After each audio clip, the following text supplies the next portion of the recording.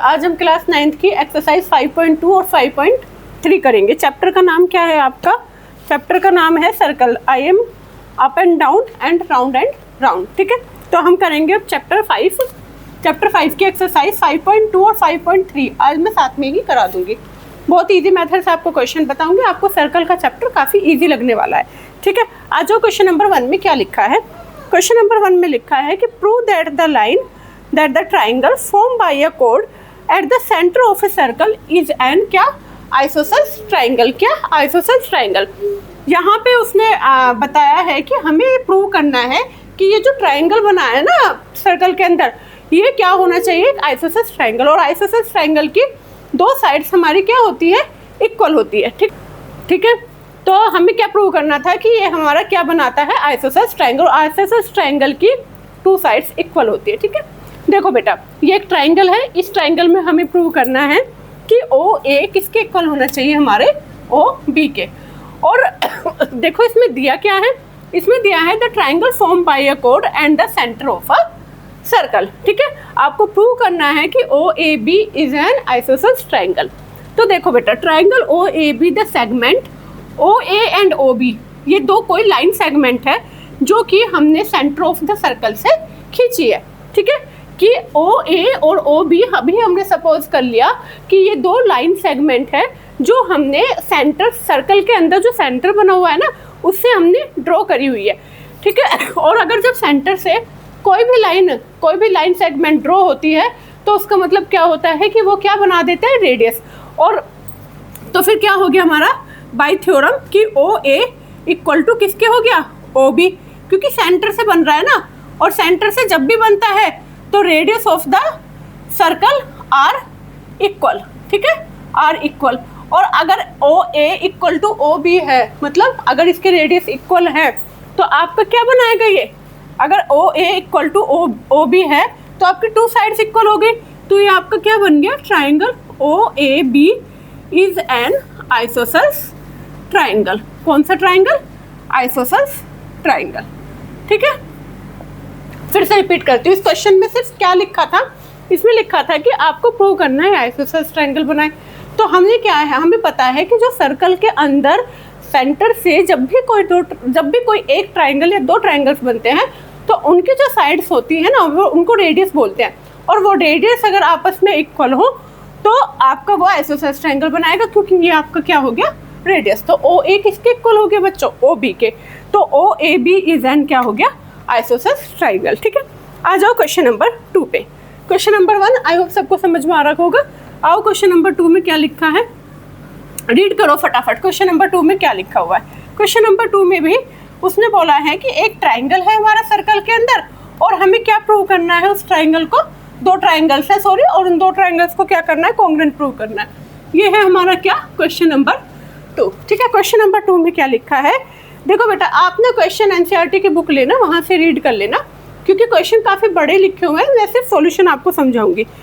लिखा है prove that if two such isosceles triangle, कि हमारा जो एक सर्कल बना हुआ है ना, एक सर्कल के अंदर आपके क्या है? दो ट्राइंगल्स हैं। ठीक, क्या है? आपके दो ट्राइंगल्स हैं। अब उसने बोला है सॉरी, दो ट्राइंगल्स हैं किसके अंदर? एक सर्कल के अंदर। फिर से बनाती हूँ, वो दिक्कत हो गई थी इसमें। ठीक है, तो यहाँ पे हो गया, यहाँ पे आपके इस तरीके से कॉर्ड्स खींची हुई है और इसमें उसने बोला है कि आपके ये जो दो ट्राइंगल्स है ना, ये क्या होने चाहिए? Have equal base length then they are congruent to each other. ठीक है, ये आपका ओ दे रखा है, ए बी सी और डी। ठीक है, तो आपको प्रूव क्या करना है? आपको प्रूव करना है कि ये जो दो ट्राइंगल बनते हैं ना, कौन कौन से triangle? Triangle O A B congruent होना चाहिए किसके? ट्राइंगल सी ओ डी के। ये आपके कॉन्ग्रुएंट होने चाहिए। ठीक है, और दिया क्या है? सबसे पहले तो वैसे आपको गिवन ही लिखना था। गिवन क्या है कि टू सच आइसोसेल्स ट्राइंगल, दो आइसोसेल्स ट्राइंगल है। और अभी हमने पढ़ा था कि आइसोसेल्स ट्राइंगल्स किसे कहते हैं? जिसकी दो साइड इक्वल होती है। ठीक है, दो साइड इक्वल होने वाले को ट्राइंगल्स को आइसोसेल्स ट्राइंगल कहते हैं। Have equal base and length. ठीक है, हैव इक्वल बेस लेंथ। ठीक। और आपको क्या प्रूव करना है, आपको प्रूव करना है कि ये ट्राइंगल क्या होना चाहिए, कॉन्ग्रुएंट। आ जाओ सॉल्यूशन पे।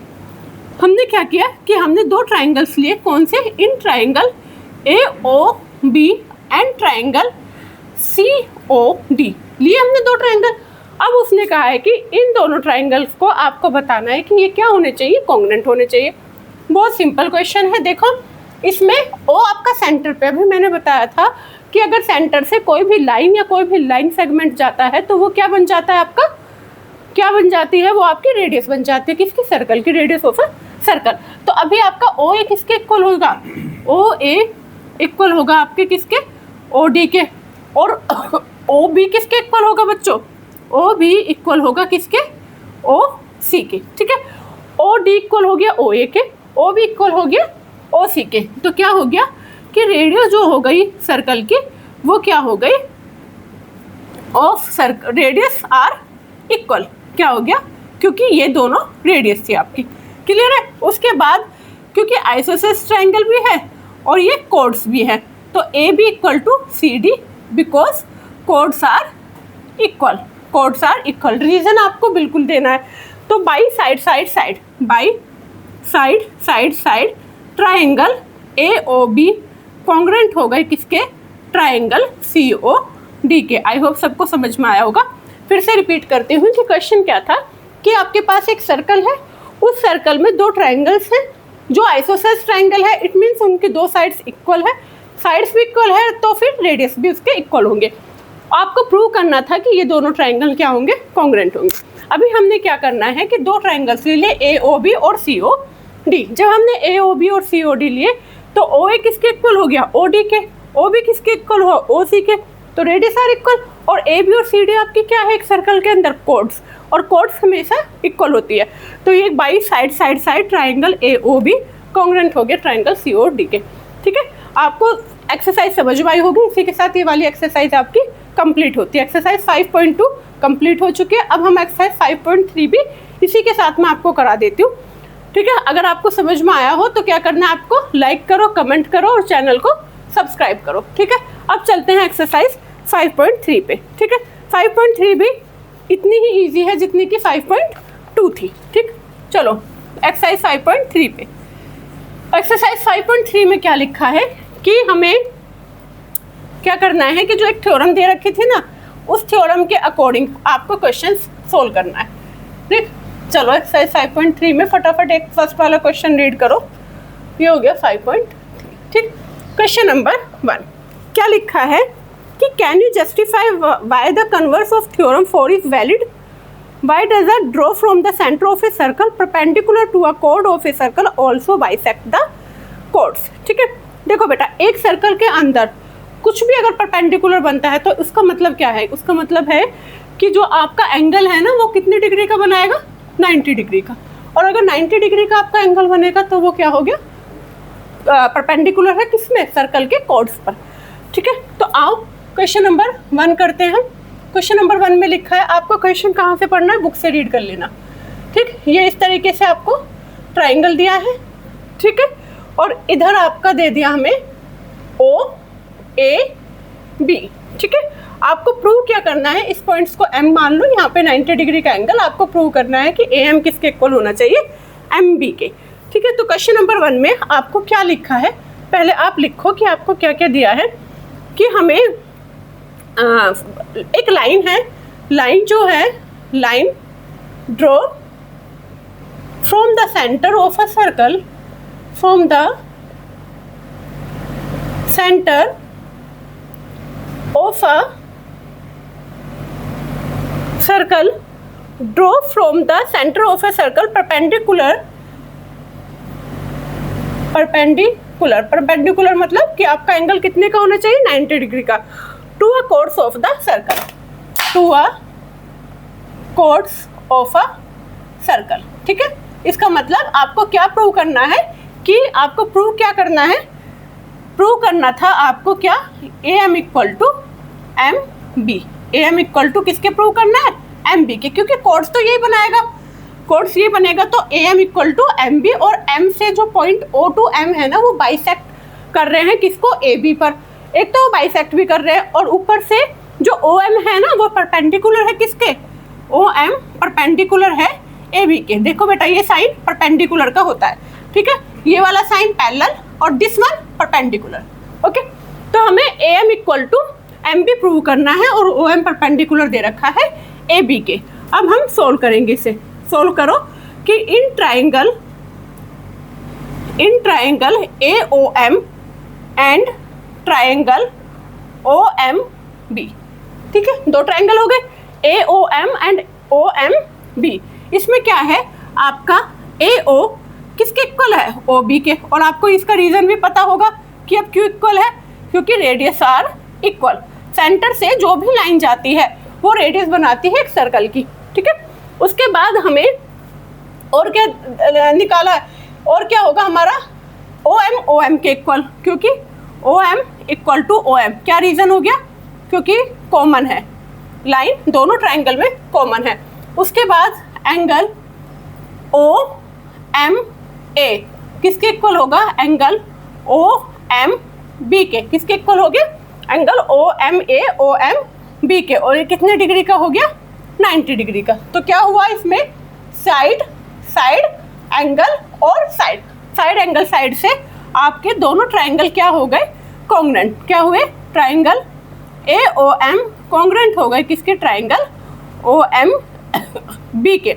और अगर ये कॉन्ग्रुएंट है तो इसका मतलब क्या होगा कि आपके जो ये कोड्स हो गए ना, मतलब ए एम इक्वल टू किसके हो गया, एम बी के। यही आपको प्रूव करना था, ठीक है।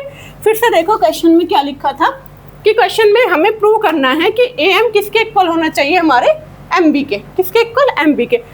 तो आप कैसे प्रूव करोगे कि आप ये दो ट्राइंगल ले लोगे और इन दोनों ट्राइंगल्स को क्या कर दोगे, कॉन्ग्रुएंट प्रूव कर दोगे। और कॉन्ग्रुएंट प्रूव करना बहुत ईजी है, कोई सी भी आप प्रॉपर्टी लगा सकते हो, चाहे तो साइड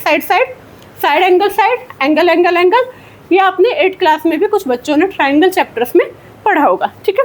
तो ये क्वेश्चन नंबर 1 आपका हो गया क्लियर, ठीक है। तो अभी आपका ये साइड एंगल साइड से ये आपका कॉन्ग्रुएंट हो चुका है। अब आ जाओ नेक्स्ट क्वेश्चन नंबर 2 में क्या लिखा है। देखो क्वेश्चन नंबर 2 रीड करो फटाफट। आ गया सबको समझ में, क्वेश्चन नंबर 1 के साथ साथ क्वेश्चन नंबर 2 भी रीड करो। रीड करने के साथ साथ आपको क्या करना है, लाइक कमेंट और शेयर, ठीक है। आओ सेकंड क्वेश्चन में लिखा है कि आपका एक सर्कल दिया हुआ है, उस सर्कल को प्रूव करना है कि वो क्या बनाए, परपेंडिकुलर, ठीक है। क्वेश्चन नंबर 2 में लिखा है कि हमें क्या दे रखा है, एन आइसोसेलेस ट्राइंगल, ठीक है। An isosceles triangle A B C कोई भी एक आइसोसेलेस ट्राइंगल है जो कि एक सर्कल के अंदर बना हुआ है। ए बी सी एक ट्राइंगल है जो एक सर्कल के अंदर है, और यहाँ पे भी जो कोई पॉइंट है ना, वो क्या पॉइंट है, एम है। और इधर मैंने एक कंस्ट्रक्शन कर ली जिसमें मैंने पॉइंट ओ मान लिया, ठीक, जो वो क्वेश्चन में हमें बोल रहा है, ठीक है। उसके बाद उसने क्वेश्चन में बोला है कि आपका क्या उसने दिया है कि आपका एक आइसोसेलेस ट्राइंगल है, an isosceles triangle A B C जो किसके अंदर है, इस प्लेस इनसाइड अ सर्कल। और अगर यह सर्कल के अंदर है, और उसने क्या बोला है हमें, उसने दिया है कि हमें ए बी किसके इक्वल है, ये भी हमें दिया ही है कि ए बी हमें किसके इक्वल दिया है, ए सी के। तो हमें शो करना है कि जो ए से ये बी सी पर जो लाइन पास हो रही है ना, वो through the centre of the circle. मतलब क्या प्रूव करना है कि जो ए एम है ना, परपेंडिकुलर होना चाहिए किसके, बी सी के। ए एम जो है परपेंडिकुलर होना चाहिए बी सी के, ठीक है। देखो बेटा क्वेश्चन कैसे सॉल्व करोगे, आप दो ट्राइंगल्स ले लिया आपने, इन triangles A B M and triangles आपने लिया था ए एम सी। इसमें ये जो लाइन बन रही है ना, ये जो लाइन है, मैंने एक पॉइंट ओ भी ले लिया यहाँ पे, और मैं जो मतलब मुझे दिखाना है कि ए एम ना परपेंडिकुलर होना चाहिए बी सी पर। लेकिन अगर उस लाइन के अंदर कोई एक्स्ट्रा पॉइंट आ जाए, जैसे सपोज ये ओ आ गया, तो आपका ओ एम बी किसके इक्वल होगा, ओ एम बी परपेंडिकुलर किसके हो गया, बी सी के। वाई, बिकॉज हमें जो ए बी इक्वल टू हमें ए सी दिया ही था, ए बी इक्वल टू हमें ए सी दे रखा है। अगर ए बी इक्वल टू ए सी है तो हमारा बी एम बी किसके इक्वल होगा, बी एम बी किसके इक्वल हो गया, एम सी के, ये इक्वल हो गया। और उसके बाद हमारा क्या है, ओ एम परपेंडिकुलर है किस पे, बी सी पे, तो हमारा ए एम भी किस पे परपेंडिकुलर हो गया, बी सी पे। यही हमें प्रूव करना था, ठीक है, कि हमारा ए एम भी परपेंडिकुलर हो गया बी सी के। ये सब चीज़ें हमें गिवन थी, ठीक है, दोनों कंडीशन हमें गिवन थी। इन दोनों कंडीशन से ही हमारा ओ एम किसके परपेंडिकुलर हुआ, बी सी के। और जब ओ एम परपेंडिकुलर हो गया तो ए एम भी हमारा परपेंडिकुलर हुआ किस पे, बी सी पे, ठीक है। इसके साथ ये वाला क्वेश्चन खत्म होता है। तो O M and A M, मतलब O M and A M are both perpendicular to B C. आप लिख सकते हो कि O M and A M are both perpendicular किसके, बी सी के, परपेंडिकुलर टू बी सी, ठीक है। ये वाला क्वेश्चन भी कंप्लीट होता है। और अब जो हम नेक्स्ट क्वेश्चन करने जा रहे हैं ना, वो काफ़ी इंपॉर्टेंट क्वेश्चन है। जो नेक्स्ट क्वेश्चन है वो काफ़ी इंपॉर्टेंट है। चलो क्वेश्चन नंबर 3 और इस एक्सरसाइज का भी क्या लास्ट क्वेश्चन है, ठीक है। चलो क्वेश्चन नंबर 3 पे। क्वेश्चन नंबर 3 में क्या लिखा है कि आपको 2 कॉर्ड्स दे रखी है, ठीक है। उन 2 कॉर्ड्स की आपको लेंथ दे रखी है। वो लेंथ आपस में बाइसेक्ट होती है। अगर वो बाइसेक्ट होती है तो उसका मतलब उसकी लेंथ कितनी हो जाएगी, हाफ हो जाएगी, ओके। और हमें आपको रेडियस भी गिवन है। टोटल लेंथ ऑफ कॉर्ड्स आपका पूछा होगा, जहाँ तक कि क्वेश्चन में मैंने रीड किया था। आ जाओ क्वेश्चन नंबर 3। लिखा है 2 parallel chords of length 6 centimetre and 8 centimetre. पहले आप एक सर्कल बनाओ, उसमें आपको 2 इक्वल क्या 2 पैरेलल कॉर्ड्स दे रखी हैं, ठीक है। इस तरीके से 2 पैरेलल कॉर्ड बना दी, ठीक है। फिर उसके बाद उसने बोला है कि इन पैरेलल कॉर्ड्स पे ये वाला जो है ये परपेंडिकुलर है। यहाँ पे कोई भी पॉइंट आपने इस तरीके से सेंटर पे मिला दिया, फिर उसके बाद ये इस तरीके से मिला दिया। यहाँ पे एंगल 90, ये भी आपका 90। तो इधर आपका हो गया क्या, ये हो गया आपका क्या M, और ये हो गया आपका क्या N। इधर से हमारा क्या होगा A O, इधर हो गया C, ये मैंने सपोज कर लिया B, और ये हमने सपोज कर लिया D, ठीक है। अब उसने क्या कहा है क्वेश्चन में कि 2 पैरेलल कॉर्ड्स हैं जिसकी लेंथ जो है ना आपको क्या दे रखी है, 2 पैरेलल कॉर्ड्स की लेंथ दे रखी है 6 सेंटीमीटर और 8 सेंटीमीटर, ठीक है। देखो बेटा ये कॉर्ड्स हैं, अगर ये कॉर्ड्स हैं ए बी कॉर्ड है तो ये आपका क्या होगा, अगर ए बी कॉर्ड है तो ये आपका हाफ हो गया, और हाफ होने पे कितना हो गया 3 सेंटीमीटर। पूरा कितना था ये 6। ऐसी सी डी जो है ये पूरा कितना दे रखा है 8, और हाफ कितना हो गया 4। क्लियर है।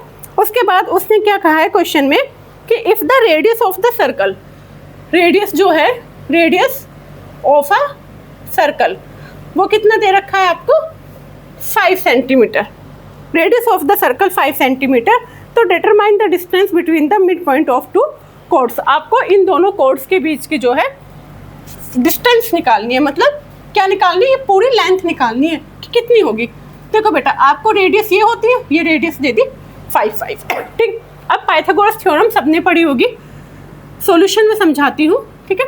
पाइथागोरस थ्योरम क्या है, मैं इसको ई मान लेती हूँ, इसको मान लिया ई, इसको मान लिया मैंने एफ। पाइथागोरस थ्योरम होती है कि हाइपो का स्क्वायर बाकी 2 के स्क्वायर के सम के इक्वल होता है।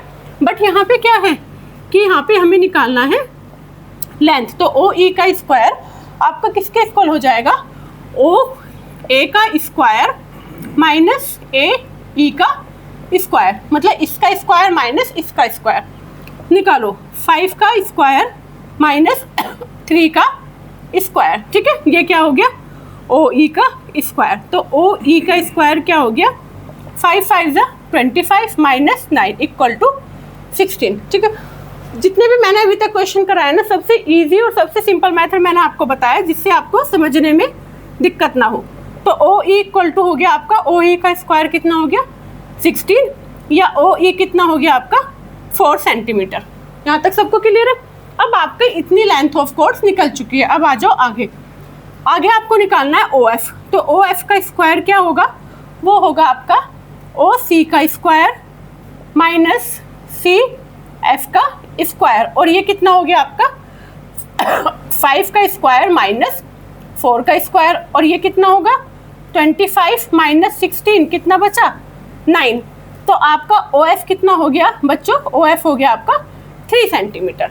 तो अब आपकी EO निकल गया 4 सेंटीमीटर, 4 और OF निकल गया 3। तो टोटल लेंथ कितनी हो गई? टोटल लेंथ कितनी हो गई? टोटल लेंथ हो गई आपकी 4 + 3, 4 + 3 तो कितना हो गया? 7 सेंटीमीटर। ठीक है, बहुत इंपॉर्टेंट क्वेश्चन है। एक बार फिर से रिपीट करती हूँ कि हमारे पास जो है उसने दो पैरेलल लाइंस दी थी। तो पैरेलल लाइन एक सर्कल के अंदर आमने सामने बन गई। उसके बाद उसने बोला है कि ये इस तरीके से 2 रेडियस दे रखे हैं, दोनों एंगल 90 डिग्री का बनाते हैं। तो आपको लेंथ निकालनी थी, ये वाली लेंथ। तो जब हमने निकाली तो ये फुल लेंथ दे रखी थी, इसकी हाफ कर दी 3 हो गई।